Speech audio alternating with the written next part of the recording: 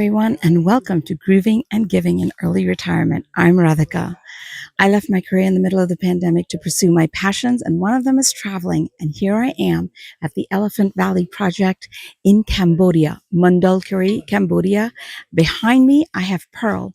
She's 35 years old. She is living here free from poaching and hunters and living a good life eating bamboo. Say hello to Pearl. Don't forget to like, subscribe, and ring that notification bell. Ding, ding, ding. You know the drill. Tell them, Pearl. In my last financial freedom video, I talked about why saying something like, my partner handles my finances, can be very detrimental to you.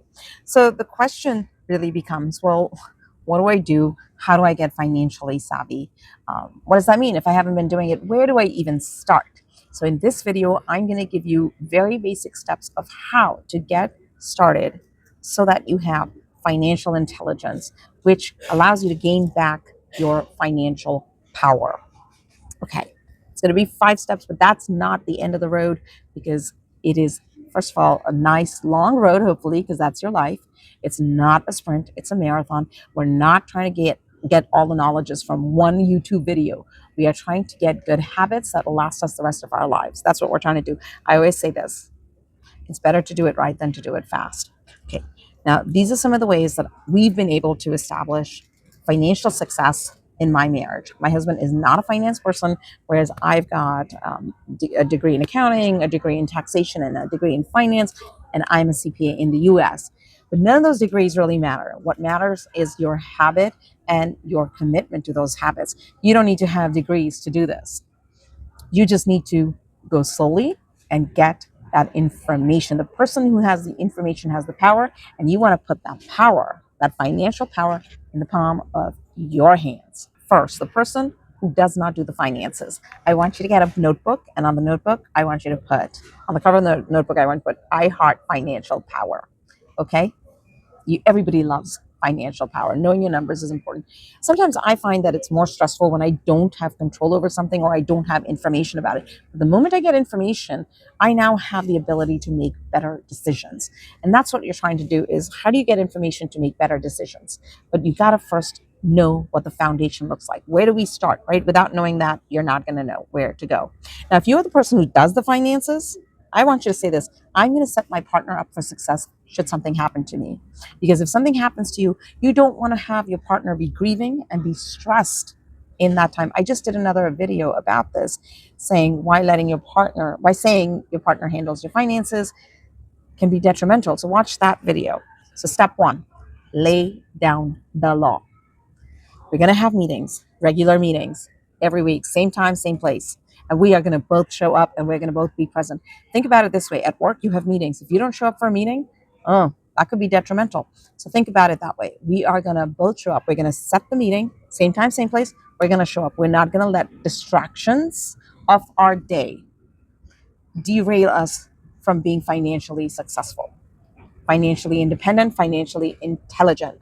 Okay, sometimes this is the hardest part. Showing up is the hardest part. But if you've read that book, Atomic Habits, that first step, if you can get over that first step and set yourself up for success, you'll show up. You'll do the second step. You'll do the third step. So show up and just talk. Think about this: week 1, week 2, you get into the rhythm of this. You're going to show up. You are going to talk about your finances. You're going to go to step 2. Step 2, remember that notebook? Okay, you are going to start with filling out that notebook. Skip page 1. Go to page 2. We're going to create a grid. Whether you create it this way or this way, it doesn't really matter. But you're going to need space to create the grid. So if you want to create it sideways, that's perfectly fine. We're going to create a grid. You are going to start with some very basic questions. Question number 1, what accounts do we have? The partner who's been doing the finances might be able to say, we have this account, we have that account, we have an account at Bank of America, we have an account at Barclays, HSBC, doesn't really matter. Okay, so how many accounts do we have? You start writing them down, and don't worry about how many you have. To start with 1 and keep going. Okay. Column 2, what type of account is it? Is it checking? Is it saving? Is it a retirement account? Is it a non-retirement account? Is it an IRA, individual retirement account, for those of us in the US? Write that down. That's column 2. Column 3, where? is this account being held? What company, what investment company, what bank, what credit union, where? Column number 4, who owns the account? Who's the owner of that account? Is it held jointly? Is it held in one person's name? Like if it's a 401k, it's likely to be held in one person's name. It's an IRA in one person's name.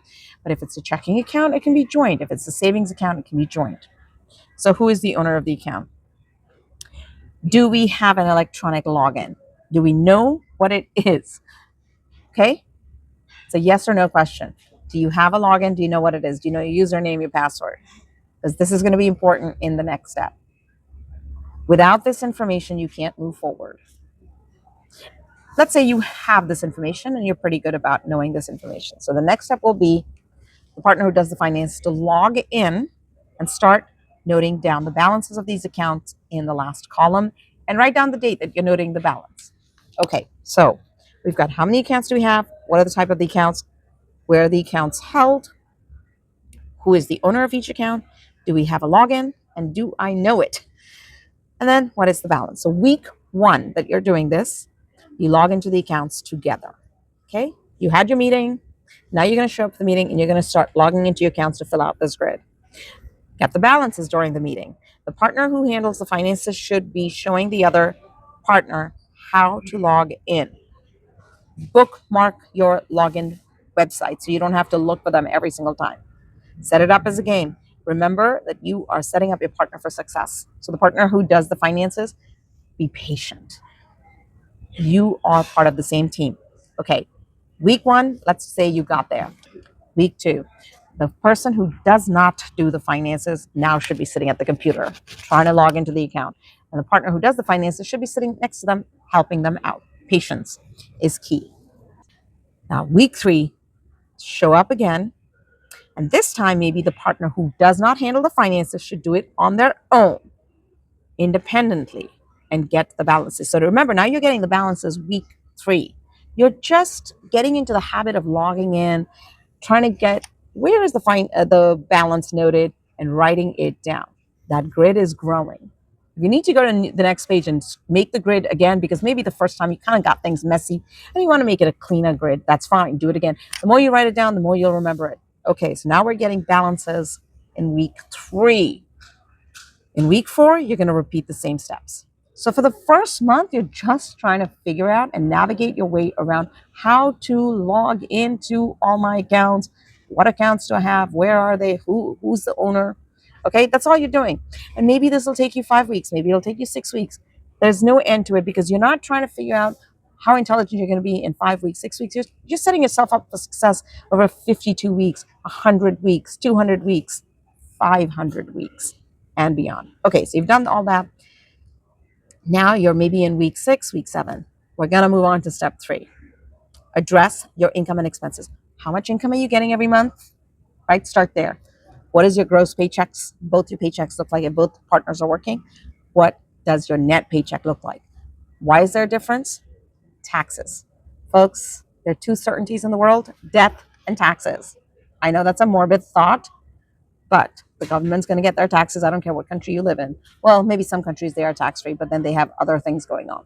So taxes, income taxes, social taxes, they come right off the top. If you're contributing to your 401k, that'll come out of your paycheck.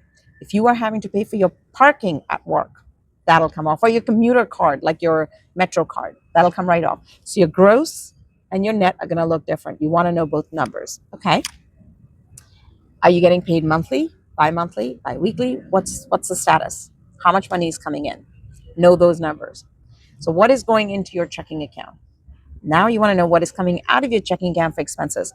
What does your mortgage look like if you have a mortgage? And how much of that mortgage is principal and interest? If you're paying rent, what does your rent look like? What do your utilities look like? Your cell phone bill? If you're paying for subscriptions like a Netflix subscription or HBO Max or Apple TV, whatever you're paying for, write it all down. Okay? Now, if you are doing this exercise and you're in week 6, week 7, and you realize that, ooh, we've got this subscription and we're not even using it. What is this for? Put a big red star by it because later on, this is where you're going to focus on to cancel things that you no longer use. Maybe you signed up for it and just don't use it. This is where the savings opportunities will come in step 5. So step 4, know what your balance sheet looks like, your assets and your liabilities. What accounts do you have and what are the balances? Do you have an investment account, a brokerage account, a savings account? Right now, if you have retirement accounts, generally speaking, you cannot access them unless you meet certain exceptions. So those are not going to be available to you, but you have investment accounts that are taxable accounts or non-deferred accounts. That might be something that you have access to. Okay, so note that. What do your liabilities look like? What does your mortgage look like? If you have credit card debt, this is key. What is your credit card debt? Because that is the first kind of debt you are going to bring down. Your credit card interest rates are outrageous. Outrageous. There is no investment in the world that you're going to get involved in that's going to make up for it. So your credit card debt, and it's bad debt, you want to get that off and down and out as soon as possible. Okay? So you're going to asterisk everything that you think, why do I have this? Why am I paying for this on a monthly basis? And you're going to take that money and you're going to lower your credit card debt if you have it. If you don't have credit card debt, you're going to put that towards your mortgage week after week, month after month. We are doing this exercise so that you can get knowledge, financial knowledge, so you can make good decisions. And the decision is, hey, why am I spending on this? If I'm spending too much on this, maybe it's going out to eat too much. Okay, maybe it's that you go to the movies and every time you go to the movies you buy popcorn and drinks and all of that, and maybe you don't have to. Maybe you can share any savings that you realize you have an opportunity to do and save. You can put that towards paying off your debt or saving more money. Okay, now you're coming down to the next step, and keep in mind you are writing all of this down. What is our monthly income? What is our mortgage? What is my cell phone bill? What is my credit card bill? It is coming out of your checking account. And if you have not automated your credit card payments or your bills, please automate. That will give you some comfort that your bills are getting paid timely. You don't want to be late on your bills because they will charge you interest and penalties on amounts owed. So you want to pay your bills on time. Okay, now we are coming down to step 5. And step 5 could be farther away. That is, how much are we saving? Can I save more? You've already done your income, you've already done your expenses. When you did your income and expenses, did you take note whether you have a surplus at the end of the month or a deficit? If you have a deficit, you need to lower your expenses. There's no going around it. If you have a surplus, are you putting that in a savings account? What is your savings rate? And here's the thing, can you save more? Can you lower your expenses? Can you save more? And ultimately, the more you can save, i.e., and you can pay off your debt. Paying off your debt is a form of savings because every time you pay off your debts, assuming that your interest rate, let's say, is higher, but if you pay off your mortgage, you pay off your car payments, that's money saved. Because once you own that outright, it's yours to own. Now, there's a lot of cases that some people say, well, having mortgage interest is good interest, and maybe paying it off doesn't make sense. You decide for yourself. If your mortgage is at a rate of like 2%, and the bank's going to give you 4% interest, okay, maybe there can be a case for it. But keep in mind, the more you save, there's this thing called compound interest. So more money you have in your savings, and as that interest compounds, at some point, it really just spikes up. So the more money you save now and the more money you invest over the years, we're not talking about 1 year, 2 years, 3 years, we're talking 10 years. How much are you putting away? Is that automatic? If it is not, automate it. Automate your savings so you don't have to think about it. Every 15th of the month, every 30th of the month, every 1st of the month, you are putting money into, let's say, a mutual fund or a savings account. You don't want to invest unless you have your checking account covered to pay your bills, a savings account, and an emergency fund should something happen. If you lost your job, will you have enough money to cover the expenses for, let's say, 6 months, 8 months? For me, what makes me sleep better at night is 2 years. But keep in mind, I don't get a steady paycheck. So that's why, for me, it's a little bit longer. I'm being a little bit more conservative in my early retired years. All right. Step 5 is all about making changes, right? Investing, auto investing, increasing the contributions to your 401k, increasing your savings rate. If you're already maximized on your 401k, can you contribute more to your taxable accounts or even into a traditional IRA or a Roth IRA if you can still do it? There are lots of rules, so this is you have to pay attention to all the rules, and the rules change every year. Okay, can you start a new account, like a health savings account? This is all about setting you up for success in 10, 15, 20 years. And I'll tell you, from my point of view, I retired early and the grass is greener on my side. I retired early to focus on my NGO that I started 13 years ago, A Childhood for Children. And now I don't get a paycheck, but I have the greatest life because I spend time with children. And I just love to see the smile on children's faces. But none of that would be possible. None of that would be possible if I hadn't taken steps, slow and steady steps, to win this battle, win this race. Okay. The person who knows their numbers has the powers. And all I'm saying is get that financial power in the palm of your hands. You will really be happy when you can work because you want to work, not because you have to work. So, folks, I appreciate your time. I appreciate you listening to this video. I hope you can implement some of these ideas. These are basic level ideas. Once you pass this, you can get to the next level and start taking control of your finances. Thank you so much for watching. I'm Radhika. Don't forget to like, subscribe, and ring that notification bell. Ding, ding, ding. You know the drill. Thanks, everyone. See you in the next video.